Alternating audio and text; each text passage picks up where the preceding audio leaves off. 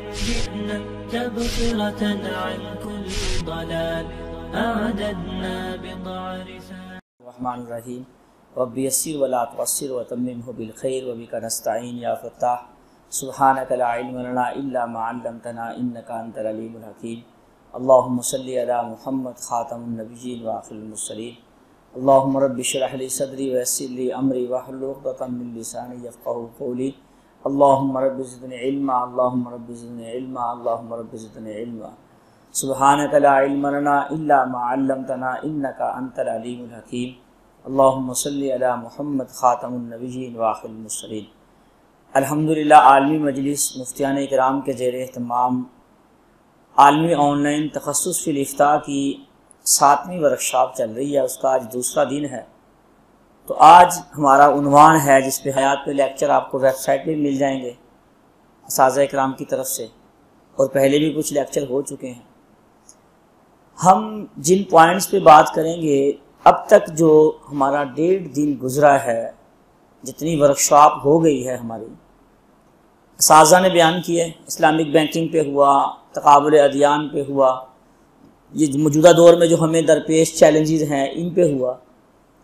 تو یہ تو ہمارا ایک اسٹیمنا، ایک بیٹری چارج ہوگی. اب ہم نے کرنا کیا ہے، راستہ کیا ہے، کس راستے پہ چلنا ہے.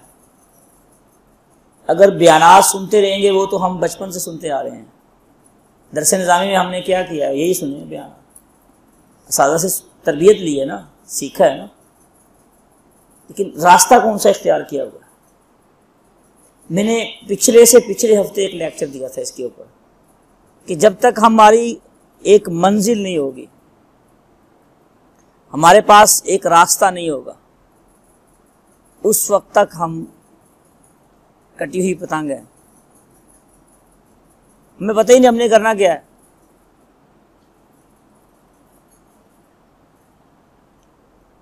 یا تو کہ پتہ ہے، ہمیں پتہ ہی نہیں ہم نے کرنا کیا ہے. یا تو کہ پتہ ہے ہمارے ٹارگٹ کیا ہیں، کن ٹارگٹ کو حاصل کرنا ہے، اپنی زندگی کے مقاصد کیا ہیں، بنائیں، لکھ کے رکھیں. مجھے بتائیں، جس بندے کے زندگی کے اہداف اور مقاصد ہی نہ ہوں، وہ بندہ کٹی ہوئی پتنگ ہے. وہ ایک رسمی انسان ہے، اس کی عبادات بھی رسمی ہے. نماز کا ٹائم ہوا نماز پڑھ لیا، نماز پڑھ لی، اور جو جس چیز کا ٹائم ہوا وہ کر لیا، اور روزی روٹی کا ٹائم ہوا کھانا کھا لیا، بچوں کو کھلا دیا، یا یہ کام کر لیے. لیکن اپنی زندگی میں ہم نے کرنا کیا ہے، ہماری منزل کون سی ہے، یہ ہم نے بنائی ہے اب تک. الحمدللہ میں نے تو اپنے زندگی کے اہداف اور مقاصد لکھ کے رکھے ہیں، وہ میرے سامنے ہوتے ہیں، میری پرسنل ڈائری میں ہوتے ہیں. میں دیکھتا رہتا ہوں میں ان میں سے کتنے مقاصد حاصل کر چکا ہوں، اور کتنے مقاصد میں نے حاصل کرنے ہیں، کہاں تک جانا ہے میں نے اپنی زندگی میں. مجھے اتنا یقین ہے اگر میں ان مقاصد تک نہ بھی جا سکا، پہلے موت آ گئی، چلا گیا دنیا سے، تو مجھے انشاءاللہ ان مقاصد کا ثواب ضرور ملے گا، کیونکہ میری نیت ہے ان مقاصد تک جانے کی. تو بھئی آپ نے ڈگری لینی ہے تخصص کی ادارے سے، یا آپ نے مفتی بن کے ایک عزت میں اضافہ کروانا ہے کہ جی مفتی صاحب کی بڑی عزت ہوتی ہے، مفتی کہا کریں گے، علاقے میں ایک نام ہو. تو عزت خود بنانے سے تو نہیں بنتی. ڈگریاں جتنی مرضی لے لیں، پہلے ڈگریاں تھوڑی ہیں ہمارے پاس. یہ مقصد نہیں ہے، میری باتیں یاد رکھنا. لیکچر جتنے مرضی سن لیں، میرے سن لیں، اساتذہ کے سن لیں، قابل کے سن لیں، دنیا کے سن لیں. اب یہ ایک کمرہ ہے، جب تک ہمیں اس کے دروازے کا نہیں پتا ہوگا تو ہم اس سے باہر جا سکتے ہیں؟ نہیں جا سکتے. اسی میں چکر کاٹتے رہیں گے. ہماری زندگی کا حساب یہ ہوا پڑا ہے کہ ہم ایک دائرہ بنا ہوا ہے، اسی میں لگے ہوئے ہیں. صبح ہو رہی ہے، شام ہو رہی ہے، شام ہو رہی تو صبح ہو رہی ہے، صبح ہو رہی تو شام ہو رہی ہے، شام ہو رہی تو صبح ہو رہی ہے. ایک زندگی کا طریقہ کار بنا ہوا ہے. مدرس ہے، اسی تدریس میں مصروف ہوتے ہوتے، اگر کوئی جناب امام و خطیب ہے تو اسی میں ہوتے ہوتے دنیا کہاں سے کہاں جا رہی ہے. اس کی ریشو چیک کریں، پاکستان میں نہیں دنیا بھر میں دیکھیں آپ کہ کتنے کافر ہیں، کتنے مسلمان ہیں، اور کتنا کافروں پہ کام ہو رہا ہے، کتنے مسلمانوں کے کام ہو رہا ہے۔ ایک عالم کو جس کو اپنی روٹی روزی کے لالے پڑے رہے ہیں، وہ کیا دنیا کو تبلیغ اور دعوت کی نیت سے دیکھے گا بیچارہ؟ اگر معیشت کا ہی مسئلہ بنا۔ رسول اللہ صلی اللہ علیہ وسلم کی دعوت اور محنت دیکھی آپ نے، تھوڑے عرصے میں پوری دنیا پہ ایک کام نظر ابھی بھی آ رہا ہے اور قیامت تک آئے گا انشاءاللہ۔ تو بھائی ہمارا مقصد دارالفتہ بنانا نہیں ہے، مفتی بننا یہ مقصد نہیں ہے، یاد رکھنا۔ اگر یہی مقصد ہے تو جتنے مفتی بنے ہوئے ہیں کیا ہو رہا ہے اس سے؟ مخصوص علاقوں میں کام کر رہے ہیں نا، چند ایک فیمس اسکالر ہیں، وہ ان کا کیا ہو رہا ہے؟ کہاں تک گئے ہیں وہ؟ کتنے ممالک میں کام ہو رہا ہے؟ ان کی حدود کہاں تک ہیں؟ تو میں یہ چاہتا ہوں آپ کو ایک میں راستہ دوں، ایک طریقہ کار بتلا دوں۔ اگر اس راستے پہ جو طلباء چل پڑیں گے انشاءاللہ تعالیٰ، تو ان کا کام مجھے یقین ہے اللہ تعالیٰ کے گھر سے صدیوں چلے گا، اور ہزاروں لاکھوں میں نہیں، کروڑوں میں نہیں، بلکہ لامحدود سمندر میں ہوگا کہ ان کا کام بڑھتا ہی جائے گا، بڑھتا ہی جائے گا، بڑھتا ہی جائے گا، ان کو قیامت تک ان کا نظام چلتا ہی جائے گا۔ اس کے لیے سب سے پہلے ہماری دل کی نیت ہے۔ اس کی میں ایک چھوٹی سی مثال دوں گا، اور میں کوشش کروں گا بات ذرا تھوڑی سی جلدی کروں اور مختصر کروں ہر بات، تاکہ تھوڑے وقت میں، آدھے گھنٹے میں ہم بہت سارا کچھ سیکھ لیں۔ تو یہ پوائنٹ آپ نے نوٹ کر لینے ہیں تاکہ میرے بھی کام آئے، تاکہ یہ جو بولنا ہے اور آپ کے بھی کام آئے کل کو جو زندگی میں کام آئے۔ نیت کا کیا اثر ہوتا ہے؟ آپ بخاری شریف سے دیکھ لیں، سیاست کی کتابیں دیکھ لیں، ساری جگہ نیت کا بڑا اثر ہوتا ہے۔ اس کی میں ایک مثال دیا کرتا ہوں چھوٹی سی۔ ایک بندہ نیت کرتا ہے، 2 نفل پڑھ رہا ہے نماز کے، فرض پڑھ رہا ہے فجر کے، دوسرا بندہ فرض پڑھ رہا ہے، نفل پڑھ رہا ہے، تیسرا بندہ سنتیں پڑھ رہا ہے۔ اب ایک بندے نے نیت کی فرضوں کی، فلق اور ناس پڑھی، دوسرے نے نیت کی سنتوں کی، فلق اور ناس پڑھی، تیسرے نے نیت کی نفلوں کی، فلق اور ناس پڑھی، صورتیں وہی پڑھی، رکوع سجدے اتنے کیے، کام سارا اتنا کیا، وقت بھی اتنا لگایا۔ تو ساری زندگی نفلیں پڑھنے والا سنتوں والوں کے برابر ہو سکتا ہے؟ کام تو ایک جیسا کیا دونوں نے۔ اور سنتیں پڑھنے والا فرضوں والے کے برابر ہو سکتا ہے؟ کام تو تینوں نے ایک جیسا کیا، لیکن اندر کی نیت بدل گئی۔ تو نیت کے بدلنے سے اعمال کی تاثیر بدلتی ہے۔ تو آج سے ہم سب سے پہلے ایک نیت کر لیں کہ ہم نے کام اپنے علاقے میں نہیں کرنا، اپنے علاقے کی حد تک نہیں کرنا، ہم نے کام پوری دنیا میں کرنا ہے۔ ہم نے کام کہاں کرنا ہے بھائی؟ پوری دنیا میں کرنا۔ پوری دنیا ہماری نیت ہو، پورا عالم ہماری نیت ہو۔ ایک بات ہوگی، کرنا کیسے ہے؟ اس کے لیے جن جن شعبوں سے ہمارا واسطہ پڑتا ہے، جو طریقہ کار اس وقت پاکستان میں رائج ہے، اگر اس طریقے میں نہیں آئیں گے تو ہم الگ دنیا میں رہیں گے، اور وہ طریقے سارے الگ دنیا میں۔ بازاروں سے واسطہ پڑتا ہے ہمارا، تو ہماری کتنی محنت ہے بازار پہ۔ پارلیمنٹ سے واسطہ پڑتا ہے، قانون سارے وہیں سے پاس ہوتے ہیں نا۔ یہاں احتجاج کرنے سے، باتیں کرنے سے کیا ہوتا ہے؟ جمعے پڑھانے سے بڑی بات ہے، آپ موٹیویٹ کر لیں گے چند لوگوں کو، ایک محلے کو، ایک علاقے کو، زیادہ سے زیادہ کیا ہو جائے گا؟ ایک ایم پی اے کی، ایم این اے کی کیا پاور ہوتی ہے؟ سینٹ کیا ہے بھئی؟ یہ سیکھنا ہوگا، پتہ ہو، ایک مفتی کو پتہ ہو قومی اسمبلی کیا ہوتی ہے، صوبائی اسمبلی کیا ہوتی ہے، ایم پی اے کے کیا اختیارات ہوتے ہیں، ایم این اے کے کیا اختیارات ہوتے ہیں، ڈی سی کے کیا اختیارات ہوتے ہیں، ایس پی کے کیا اختیارات ہوتے ہیں۔ یہ ہوتی کون سی بلا ہے؟ یہ ایک مفتی کو پتہ ہونا چاہیے۔ ڈی ایس پی کے کیا اختیارات ہوتے ہیں، کہ جو چیمبر کیا ہوتا ہے، اور یہ جو جتنے ڈپارٹمنٹ ہیں، پاور کس سے بنتی ہے، ایس ایچ او کی کتنی پاور ہوتی ہے۔ ایک مفتی کو پتہ ہی نہیں بیچارے کو، وہ کیسے ان شعبوں میں سب میں کام کرے گا؟ جس شعبے کا ہمیں صرف مسجد مدرسے کا پتہ ہے۔ ہم اگر اس پہ ہنستے ہیں لوگ، ہم لوگوں پہ طنز کرتے ہیں، اپنی خوش فہمی کا شکار ہو گئے۔ وہ کہتے ہیں مولوی دوڑ مسجد تک، اور ہم کہتے ہیں ان پینٹ پتلون والوں کو کیا پتا، وہ ادھر کے ہیں، ہم ادھر کی دنیا میں رہ رہے ہیں، ہم اپنی دنیا میں خوش ہیں، وہ اپنی دنیا میں خوش ہیں۔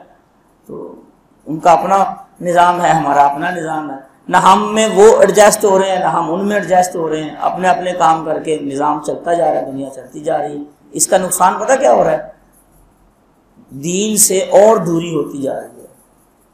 جب ایک عالم صرف ماں باپ کے حقوق بیان کرے گا، ایک عالم صرف تجارت میں ملاوٹ کے نقصانات بیان کرے گا، ایک عالم صرف ایک مفتی صاحب جو ہیں وہ صرف فتویٰ کے، طلاق کے، وراثت کے، نماز کے، صرف انہی مسائل میں رہیں گے، باقی مسائل میں نہیں آئیں گے، نہیں دیکھیں گے، ان کی گرفت نہیں ہوگی باقی چیزوں کے اوپر، تو لوگ اسے جتنی بات وہ کر رہا ہے لوگ اس کو اتنی بات کا اہل سمجھیں گے نا، باقی چیزوں کا تو اہل نہیں سمجھیں گے. پھر وہ جاوید رام جی کو سنیں گے، مرزا کو سنیں گے، اور رنگ برنگے اسکالر سنیں گے، یوٹیوبر سنیں گے.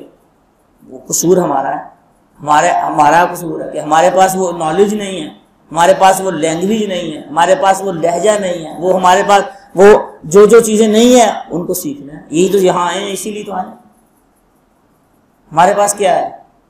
درس نظامی کے علاوہ کیا ہے ہمارے پاس؟ بینکنگ پہ گرفت ہے پوری دنیا کے لوگوں کو، پاکستان کے نہیں دنیا کے لوگوں کا بینکنگ کے ساتھ واسطہ ہے، گرفت ہے ہمارے پاس. ایک سوال پیدا ہوتا ہے، وہ کہتے ہیں یار مولوی نو سارے علوم آنے چاہیے، تو ہم آگے سے جواب دیتے ہیں کہ ان کو بھی تو مولوی ہونا چاہیے، یہ ان کو کہتے ہیں آپ مولوی ہو جائیں. تو یہ تو اس کا جواب کا حل نہیں ہے، یہ اس چیز کا تو حل نہیں ہے بھائی. یاد رکھیں جب تک ہر شعبے میں، جتنے بھی دنیا کے شعبے ہیں، ہر شعبے میں ایک ایماندار آدمی نہیں پیدا ہوگا اور ایماندار انسان، وہ شعبہ ٹھیک نہیں ہوگا، وہ شعبہ ٹھیک نہیں. اب آئیں یہ سارے شعبے میں نے تھوڑا ٹچ دیا ہے کہ پاکستان میں کوئی دنیا میں ایک شعبہ نہیں ہے، بہت سارے شعبے. مارکیٹنگ کا شعبہ بہت زیادہ ہے، اور بہت جتنے بھی شعبے ہیں یہ ذہن میں رکھیں. اب ان میں کام کیسے کرنا ہے؟ سب سے پہلے بھائی کام کا طریقہ یہ ہے، اگر آپ دارالفتہ بتا رہے ہیں، دارالفتہ میں بیٹھے ہیں، آپ کی پرسنالٹی جو ہے وہ مفتیوں والی ہونی چاہیے. یہ نہیں یہ کوئی گندی ٹوپی رکھنا، یہ کوئی ولایت کی دلیل ہے، یا ٹیڑھی ٹوپی رکھنا، یا گندے کپڑے پہننا، گندا رومال رکھا ہوا موڈے پہ، مونچھیں نہیں کاٹی. ایک استاد ہے، اس کا حق بنتا ہے اپنے بچوں کو، اپنے طلباء کو ایک ایک چیز بیان کرے، بتلائے، سمجھائے. یہ کہاں کی ولایت ہے؟ یہ کون سے پاٹک شاہ ٹالی شاہ بن کے بیٹھے رہتے ہیں؟ دارالفتہ میں اگر بیٹھنا ہے تو کم از کم ان چیزوں کا خیال رکھیں. سب سے پہلے آپ کو دیکھ کے کوئی یہ نہ کہ مفتی صاحب نے ملیں گا نا سے بھو آئے گی، جب پھر دور سے السلام علیکم مول صاحب. اپنے پہ خرچ کرنا بندہ کہ یار جب بھی ہم اپنے امام صاحب کو ملتے ہیں، اپنے مفتی صاحب کو ملتے ہیں، ان میں سے خوشبو آتی ہے کہ نہیں؟ ایسے ہو. کپڑے صاف ستھرے ہونے چاہیے مفتی کے. اگر مفتی بن رہے ہیں تو ڈگری یا فتویٰ دینا یہ کوئی مہارت نہیں ہے، میری بات یاد رکھنا. اصل مہارت معاشرے کے ساتھ ایڈجسٹ ہو کے ان کے ساتھ چلنا ہے. تو تھوڑے لوگ ہوں گے، قافلہ مضبوط ہوگا، آپ کا کام زیادہ کر سکے، اچھا کام کر، آپ کی وزن اور بات میں جان ہوگی. وہ علم اور تقویٰ تو ہے نہیں کہ وہ بڑے پرانے کپڑے بھی پہنے ہوئے لوگ کہہ رہے ہیں آج، وہ چیزیں تو ہے نہیں. اب دور بدل گیا ہے، وہ دور ختم ہو گیا ہے. ایک مفتی کے لیے اگر دارالفتہ میں بیٹھے، اب آپ کو لوگ مفتی کہنا شروع کر دیں گے، ابھی جائیں گے نا آپ فتوے شروع کریں گے. وہ جیسے کل مفتی صاحب بول رہے تھے کہ آپ میں سے بعضوں نے مفتی لکھنا بھی شروع کر دیا ہے، کہلوانا بھی شروع کر دیا مفتی سے. لیکن اپنی حلیہ، اپنی پرسنالٹی، اگر میں ڈاکٹر شاہد اویس صاحب رحمہ اللہ تعالیٰ کے الفاظ نقل کروں تو اپنی بوتھی تھے مفتیاں لیے بناؤ پہلے. اللہ ان کو جنت الفردوس میں جگہ عطا فرمائے. ان کی ایک درد تھی، ایک ان کی ایک لگن تھی، ایک ان کا ایک تڑپ تھی ان کی امت کے لیے. میں نے اپنی زندگی میں ایسا بیان نہیں سنا. پچھلی سے پچھلی ورکشاپ میں ہم نے ان کی اختتامی دعا رکھوائی تھی مفتی صاحب مفتی رحمان صاحب. تو بھائی سب سے پہلے آپ کے کپڑے صاف ستھرے ہونے چاہیے، بات سمجھ آ گئی؟ ٹوپی صاف ستھری ہونی چاہیے. یہ چیزیں سیکھنے والی. اور آپ کو کوئی دیکھے منہ میں سے بو نہیں آنی چاہیے. بات سمجھ آ رہی؟ باڈی اسپرے استعمال کریں، اور اس کے ساتھ کپڑے نئے نہ پہنے، نئے کوئی بات نہیں، لیکن کپڑے صاف تو رکھیں.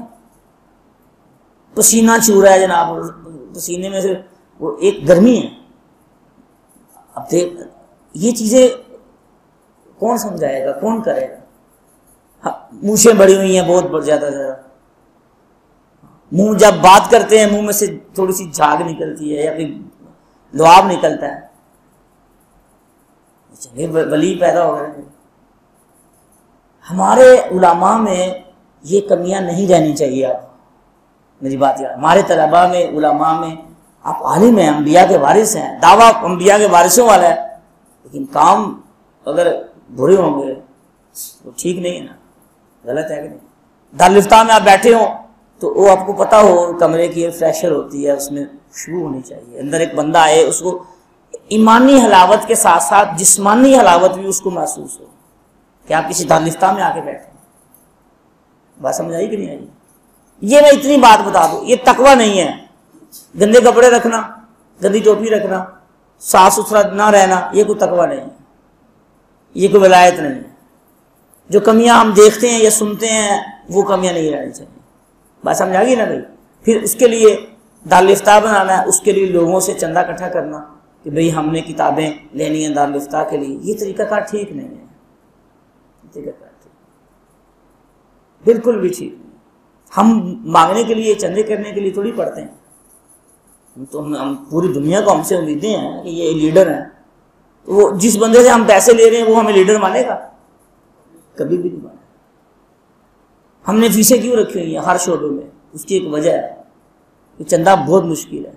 اب وہ نہیں وہ دور رہا کہ مولوی نہ بناؤ مدرسہ، بنانا فرض ہے۔ حضرت تھانوی رحمہ اللہ نے لکھا ہے کہ سال کے شروع میں جتنا بجٹ ہو اتنے بچوں کو داخلہ دو۔ مدرسوں میں، اگلی بات میں بتا رہا ہوں، مدرسوں میں کوئی ٹائل پتھر لگانا فرض تھوڑی ہے، یا تو کہیں فرض ہے؟ اے سی لگانا فرض تھوڑی ہے، یا تو کہیں فرض ہے؟ ہاں بتائیں۔ پھر مدرسہ بنانا فرض تھوڑی ہے، ایک بلڈنگ بن گئی 2 3 4 5 عمارتوں کے چکر میں پڑے رہتے ہیں۔ تو میرے بھائیوں دوستو، جا کے لوگوں کو، ہاں اگر کوئی آپ کا عزیز ہے آپ سے، سب سے پہلے اگر تعلق معلّہ ہے تو آپ کے راستے خود بخود کھلیں گے۔ اس کے لیے میں ہزاروں مثالیں دے سکتا ہوں۔ اگر تعلق معلّہ ہے تو آپ کو کسی چیز کو لوگوں کے سامنے ہاتھ پھیلانے کی ضرورت نہیں آئے گی۔ تعلق معلّہ کیسے ہوتا ہے؟ نفل پڑھنے سے تھوڑی ہوتا ہے تعلق معلّہ۔ تعلق معلّہ تہجد پڑھنے سے تھوڑی ہوتا ہے۔ جیسے نیکی کرنے سے تعلق معلّہ ہوتا ہے، ایسے گناہ سے بچنے سے تعلق معلّہ زیادہ ہوتا ہے۔ میری بات یاد رکھیں۔ ہماری تنہائی کیسی ہے؟ ہم کیسا موبائل استعمال کرتے ہیں تنہائی میں جب اکیلے بیٹھے ہوتے ہیں، صرف اللہ اور ہمارا معاملہ ہوتا ہے، یہ تعلق معلّہ ہے۔ اگر اس میں گڑبڑ نہیں نہ کر رہے، یہ تعلق معلّہ ہے۔ نمازوں سے تعلق معلّہ نہیں، وہ ہماری ضرورت ہے، فرض ہے ہمارے اوپر پڑھنی۔ اگر وہ نہیں پڑھیں گے تو جوتے بھی کھائیں گے، مارنی پڑے گی، ناراض نہیں ہوں گے اللہ تعالیٰ، وہ تو فرض ہے ہمارے اوپر۔ تعلق معلّہ صرف عبادات کا نام نہیں ہے، لوگوں کے اوپر توکل کرنا، لوگوں کے اوپر امیدیں مانگنا، یہ تعلق معلّہ کی سب سے بڑی رکاوٹ ہے۔ ہمارے کابر نے ایسے نہیں کیا کہ لوگوں پہ امیدیں لگا کے بیٹھے تھے۔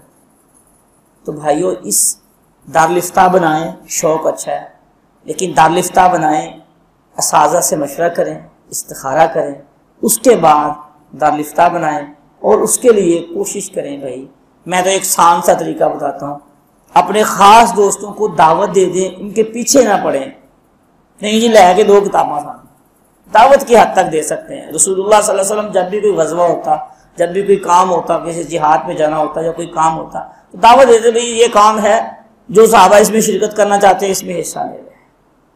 بات سمجھ آ گئی؟ اس کے لیے ایک چھوٹی سی کمیٹی اپنے ڈال لیں، محنت سے ہوتا ہے نا، وہ نکلے جتنی ہوں کتابیں اتنی کتابیں لے آئیں، اتنا کام کر لیں۔ اور اگر نہیں ہے، اللہ کی رضا کے لیے یقین کریں، لیپ ٹاپ لے لیں، اللہ کی رضا کے لیے اس میں سافٹ کاپی میں کتابیں لے لیں، مکتبات، اس سے آپ فتویٰ لکھ کے دیتے رہیں، لوگوں کی رہنمائی کرتے رہیں، انشاءاللہ ایک دارالفتاح نہیں ہزاروں دارالفتاح بنیں۔ میری بات سمجھ آ رہی کہ نہیں آ رہی؟ جب تک ہم لوگوں پہ توکل نہیں چھوڑیں گے تو ہم مفتی نہیں بنیں گے، بات یاد رکھنا۔ اس وقت تک ہمارا تعلق نہیں بنے گا اللہ تعالیٰ کے ساتھ۔ تو میں آپ کو 2 3 چھوٹی چھوٹی مثالیں دے دیتا ہوں۔ یہ جامعۃ الرشید کیسے بنا ہے؟ آپ میں سے کچھ ساتھی گئے ہوں گے یا سارے شاید۔ کیسے بنا ہے؟ مفتی رشید احمد صاحب کا ایک دارالفتاح تھا، وہاں سے اللہ تعالیٰ نے ان کو ایک جگہ دی، ایک پورا ادارہ قائم ہو گیا۔ جامعہ شریفیہ کیسے بنا؟ مفتی حسن احمد سری صاحب رحمہ اللہ تعالیٰ کا دیکھ لیں، ان کا دیکھ لیں. پھر اس کے بعد آپ چلے جائیں اس کی طرف اور دارالفتہ دیکھ لیں. ہمارا دارالفتہ دارہ کیسے بن گیا؟ ہم کرائے پہ بیٹھے تھے، واٹس ایپ گروپ بنایا، ایک کرائے پہ بیٹھے تھے، 10,000 کرایہ. مفتی صاحب نے دیکھا ہے ہمارا، وہ مفتی صاحب نے ساتھ کام بھی کیا، مل کے اکٹھے کیا. ہم تیسری منزل پہ دارالفتہ تھا، رینٹ پہ بیٹھے تھے 4-5 سال پہلے، 4 سال 5 سال پہلے. تو بیٹھے رہے، رہنمائی کرتے رہے لوگوں کی. اللہ تعالیٰ نے آہستہ آہستہ آہستہ آہستہ ایسے دروازے کھولے کہ لوگوں کے پیچھے نہیں پڑے، چندے اکٹھے نہیں کیے گئے. اور دوسری دو ضرور نہیں تھا، مسیح چھڑنا نہیں، کافر کر دیں گے، یہ کر دیں گے، وہ کر دیں گے. ایسے نہیں ہوتا، ادارے ایسے نہیں بنتے. پیسوں سے ادارے بنتے ہیں نا، پیسوں سے ادارے بنتے. تو بڑے بڑے کروڑ پتی لوگ بیٹھے ہیں، ادارے نہیں بن رہے. بات سمجھ آئی کہ نہیں آئی بھائی؟ پھر ہم نے آہستہ آہستہ دارالفتہ سے ادارہ بن گیا، اور بھی بہت سی مثالیں ہیں. تو میرا آپ سے یہ لیکچر، اس لیکچر کا مقصد فتویٰ دینے کا طریقہ، آپ کی تعلیمی استعداد مضبوط ہونی چاہیے، آپ کا حلیہ اچھا ہونا چاہیے، مفتیوں والا حلیہ رکھیں، اور ساتھ ساتھ اپنا جسمانی حلیہ اچھا ہو، روحانی حلیہ اچھا ہو. اور فتویٰ دینے میں جلد بازی نہ کریں، اور فتویٰ دینے میں ذاتیات کو استعمال نہ کریں. یا میرا شریکہ ہے نا، میں ایسا فتویٰ دینا، میں یاد ہی رکھیں. فتویٰ دینے میں یاری دوستی نہ دیکھیں. آپ ایک قاضی امین ہیں، آپ کے ہاتھ میں ترازو ہے، یہ اس میں ڈنڈی نہیں ہونی چاہیے. پھر اس کے ساتھ ساتھ آپ کا جو دارالفتہ ہے، جو جہاں دارالفتہ بنا رہے ہیں آپ یا علاقے میں، وہ کوشش کریں اس علاقے کے جو اکابر مفتی ہیں ان کے ساتھ کلیش نہ ہو، ان کے مشورے سے چلیں، ان کی سرپرستیاں رکھیں، ان کی نگرانیاں رکھیں. دوسرے دن ایک مفتی بن کے بیٹھ جانا اور سب کو ڈیگریڈ کرنا، یہ نہیں. اسلام ایمان ہمیں یہ نہیں سکھاتا. میری بات سمجھ آ رہی کہ نہیں آ رہی؟ یہ نہیں چیزیں سکھاتے. ایسے کام نہیں کرنا، اس کا نقصان ہوتا ہے، اس سے فیض نہیں پھیلتا، اس سے شر پھیلتا ہے. پھر اس کے ساتھ ساتھ سب کو وقتاً فوقتاً اکابر کو لے کے آنا، ان کی دعاؤں میں شامل ہونا، اللہ سے تعلق ہونا. پھر اس کے ساتھ ساتھ جو ہے آہستہ آہستہ پہلے سافٹ کاپی میں شروع کریں، پھر آہستہ آہستہ ایک پرنٹر لے لیں، یا ہارڈ کاپی میں تھوڑی تھوڑی کتابیں لے کے شروع کر دیں.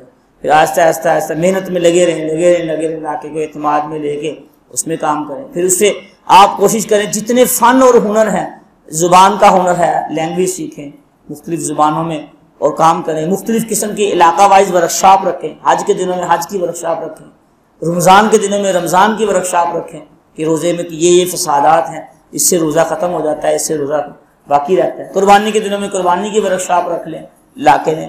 یہ کام کرنے کے طریقے ہیں. بات سمجھ آئی کہ نہیں آئی بھائی؟ تو قربانی کے دنوں میں قربانی، ہر سیزن کے کوئی نہ جو بھی سیزن ہو، جس طرح کا سیزن ہو، اس طرح کے ورکشاپ رکھ کے ایک دن کا سیمینار رکھیں، لوگوں کو سب کو اکٹھا کریں، ان کو اس پہ آگاہی دیں. کام کرنے کے طریقے وہ ہوتا ہے. لیکن اب آپ نے یہ نہیں کہ لیکچر سن کے گئے، فتویٰ بھی لکھنا آ گیا تو بس جا کے لمی ابو جو کے بیٹھ گئے. یہ نہیں کرنا، پھر فائدہ کوئی نہیں ہے. بلکہ جا کے ایک انقلاب برپا ہونا چاہیے. آخری بات میں کر رہا ہوں جو ضروری سمجھتا ہوں، یہ ادارہ آن لائن ادارہ بنائیں. اس کے لیے آپ ایک لوگو لیں، اچھا سا لوگو. اس کے لیے آپ فیس بک، یوٹیوب سارے لنک اکٹھے کریں، اور لنک کر کے ایک نام اچھا کریں، ایسا رکھیں، اور دنیا میں کام کریں. اتنی وسیع دنیا. بات سمجھ آئی کہ نہیں آئی بھائی؟ تو بھائی خدا کے لیے اپنے اندر فکر پیدا کریں. اصل چیز فکر ہے، اصل چیز ایمانداری ہے. اگر آپ کی نیت پوری دنیا میں کام کرنے کی ہے، لیکن آپ کام 10 بندوں میں کر رہے ہیں، انشاءاللہ ثواب پوری دنیا کا ملے گا. لیکن اگر نیت ہے اور تو کام جتنا مرضی کر لیں، پھر تو فائدہ نہیں ہوگا. پھر تو فائدہ نہیں. اور نیت سے مراد یہ ہے کہ بس اپنا سوچ رہے ہیں، اپنے بچوں کا سوچ رہے ہیں، یا اپنے آپ کو سکھ میں سکون میں رکھنے کا سوچ رہے ہیں. امت کے بارے میں وہ فکر نہیں ہے. امت کے لیے آنسو نہیں بہتے. امت کی وہ فکر نہیں جو اپنی فکر ہے. جتنی اپنی فکر ہے اتنی امت کی فکر نہیں ہے. تو پھر سمجھ لیں ہماری کام میں کمزوریاں ہیں ابھی بہت ساری. اللہ تعالیٰ ان ساری باتوں کو سمجھنے کی توفیق عطا فرمائے. دارالفتہ کی نیت کر لیں کہ ہم انشاءاللہ دارالفتہ بنائیں گے، لوگوں کی رہنمائیاں کریں گے. تو کوشش کریں گے نا انشاءاللہ. تو جو چیز ذہن میں ہو وہ چیز پوچھیں، سمجھیں، مشورے کریں. اور عقل مندوں کے پاس بیٹھیں گے تو عقل ملے گی. بڑے لوگوں کے پاس بیٹھیں گے. ہم نے اکابر سے سیکھا سارا کچھ. یہ ادارہ اکابر سے سیکھ کے ان کی سرپرستیاں ان سے مشاورت کر کے ہی بنا. شروع میں آپ یقین کریں، شروع میں تھا میرے ساتھ مفتی کامران صدیق صاحب تھے، پہلے شروع کے ساتھ میں سے، اور مفتی سفیان فاروق صاحب تھے. اس کے بعد ایک قافلہ بنتا گیا ماشاءاللہ. اس وقت 5000 سے زائد علماء مفتیان کرام اس سسٹم میں شامل ہیں الحمدللہ. 500 نہیں کہہ رہا، 5000 کہہ رہا. اب ہم نے نام لکھنے چھوڑ دیے ہیں، پتہ نہیں کون کون کہاں سے حضرات اس سے استفادہ کر رہے ہیں. اب ٹائم ہی نہیں اتنا، ایک نیٹ ورک پھیلتا جا رہا ہے، بنتا جا رہا ہے. میرے ساتھ 7-8 سال سے 16 سے کام کر رہے ہیں جب سے ہم نے ادارہ بنایا. مفتی کامران صاحب واقعی سازہ بھی ساتھ ایک نظام بن کے، ابھی تخصص شروع نہیں ہوا تھا جب ہم نے یہ ادارہ شروع ہو گیا تھا، جب سے میرے ساتھ. یہ میں بتا رہا ہوں کہ کام کرنے کے طریقے بہت ہیں. سب سے پہلے آپ اپنے ٹارگٹ، اہداف اور مقاصد بنائیں. میں آپ کو اپنے مقاصد تھوڑے سے بتا دیتا ہوں تاکہ آپ بھی لکھیں، اور مجھے رات کو آپ نے شام کو چیک کروانے ہیں کہ استاد جی ہم نے یہ مقاصد رکھے ہیں اپنی زندگی کے. ہمارے مقاصد میں ایک مقصد یہ ہے کہ ہم نے پاکستان نہیں، دنیا بھر کے ہر شہر میں ایک دارالفتہ بنانا ہے، پورے شہر کے لوگ وہاں سے شرعی رہنمائی حاصل کریں. یہ ایک بڑا مقصد ہے، اور اب تک بنا بھی چکے ہیں کافی ماشاءاللہ. الحمدللہ مدینہ منورہ میں بھی ہمارا ایک دارالفتہ ہے الگ فضل و کرم سے، اور بیرون ممالک میں 2-3 دارالفتہ، عجمان میں ایک دارالفتہ ہے شارجہ کے ساتھ ہمارا الحمدللہ. اور باہر بھی کام کر رہے ہیں، پاکستان میں بھی کر رہے ہیں. اب انشاءاللہ یہ سلسلہ بڑھتا جائے گا، جہاں جہاں تک لکھا. اب جہاں دارالفتہ بنتے جائیں گے ثواب ہمیں ضرور ملے گا انشاءاللہ. نیت کر لیں. ایک ہمارے مقاصد میں سے یہ ہے، اور بھی ہیں 7-8 مقاصد ہیں، میں آپ کے ساتھ شیئر کر دوں کہ ہمارے اہداف اور مقاصد کیا ہیں. اور ایک بڑا مقصد جو ہمارا ہے، دور جدید کے جو جس طرح کے لوگ ہیں اس طرح کی ان کے پاس علم لے کے جانا، شریعت کے مطابق ان کو شرعی حدود و قیودات میں رہ کے جس طرح کی ان کی لینگویج یا جس طرح کا ان کا شعبہ ہے اس طرح کے شعبے میں ایڈجسٹ کر کے اپنے بچوں کو اس اعتبار سے ان پہ تبلیغ کرنا. یہ ہمارا ایک مقصد ہے. بات سمجھ آ رہی کہ نہیں آ رہی؟ اور بھی بہت سے مقاصد ہیں. اللہ تعالیٰ ان تمام باتوں کو سمجھنے کی، ان کے مطابق زندگی بسر کرنے کی توفیق عطا فرمائے. سبحان اللہ بحمدہ، سبحانک اللہم وبحمدک، نشہد ان لا الہ الا انت، نستغفرک. جئنا تبصرة عن كل ضلال، أعددنا بضع رسال.